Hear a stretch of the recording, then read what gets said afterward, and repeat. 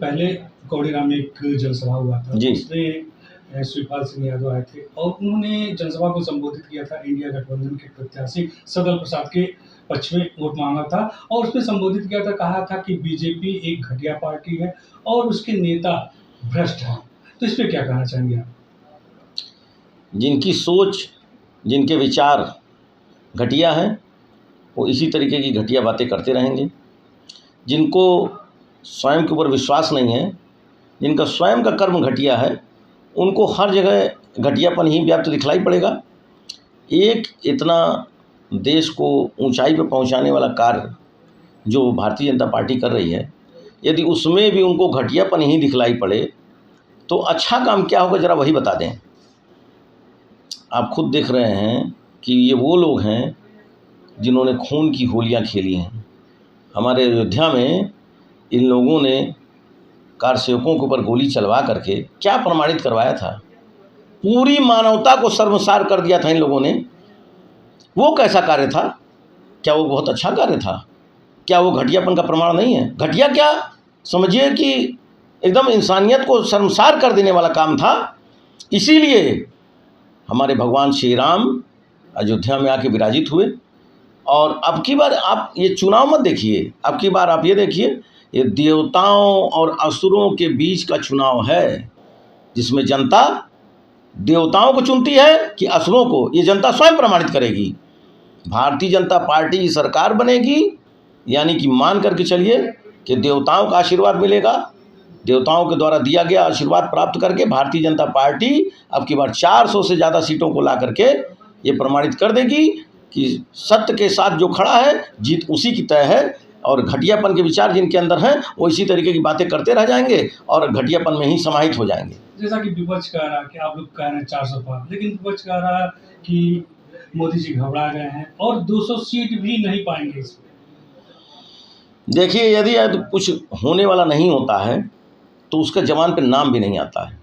यदि माँ सरस्वती विराजमान हो करके हर व्यक्ति के मुख से यही बात निकलवा रही है कि 400 सीटें आएंगी बीजेपी की, उससे ज़्यादा सीटें आएंगी बीजेपी की, चारों तरफ यही चर्चा हो रही है, तो निश्चित रूप से माँ सरस्वती जी ने हर आदमी के, सच्चे आदमी के मुख में विराजमान होकर के इस बात को कहलवाना आरंभ कर दिया है, ताकि आने वाले समय का पहले से ही लोग परिचय जान लें कि भारतीय जनता पार्टी इस बार 400 से ज़्यादा सीटों को विजयी करेगी और भारत देश वर्ष 2047 तक विश्व गुरु बनेगा।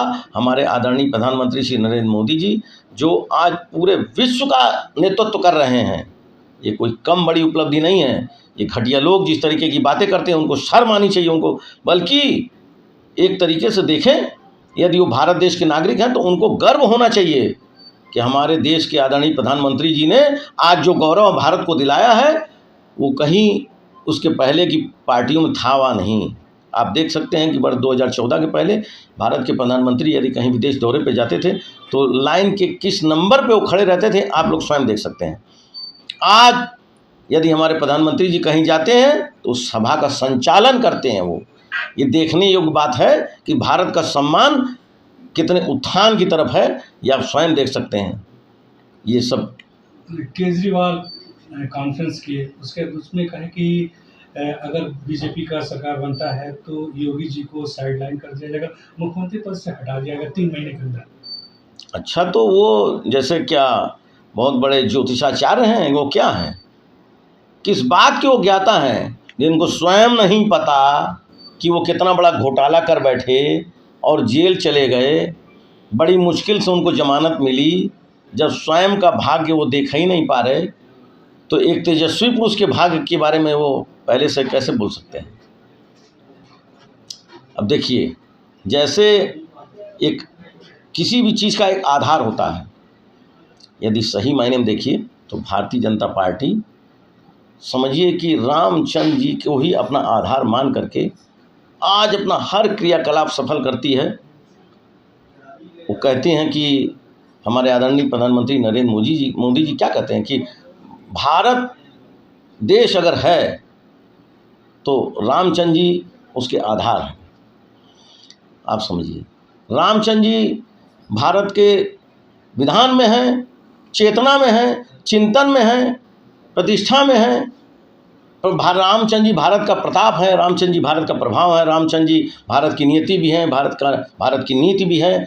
तो क्या है ये इतना जो एक भगवान राम के प्रति जो आस्था है, जो एक उनसे प्रेरणा मिल रही है, उसको देख करके हमारी भारतीय जनता पार्टी चल रही है। ये भारतीय जनता पार्टी कोई बरसात में उगाए ये कुकुरमुत्तों की तरह नहीं, 365 दिन चलने वाली पार्टी भारतीय जनता पार्टी है। ये जो चुनाव के समय में बाहर उभर आए, निकल आए 26 दल, तो दिखाई पड़ रहा है कि हाँ ये भी चुनाव लड़ रहे हैं, ये भी चुनाव लड़ करके जीतेंगे, ये करेंगे, ये वो करेंगे। ऐसा कुछ भी होने वाला नहीं है। सिर्फ एक ही बात तय है, वो है भारतीय जनता पार्टी 400 से ज़्यादा सीटों को ला करके पूरे विश्व में प्रमाण देगी कि सच्चाई के साथ चलना ही पड़ेगा, और सच्चाई के साथ जो व्यक्ति खड़ा है उसको जनता पूरा समर्थन दे करके भारत देश में 400 से ज़्यादा सीटें ला करके भारतीय जनता पार्टी अपनी सरकार बनाएगी।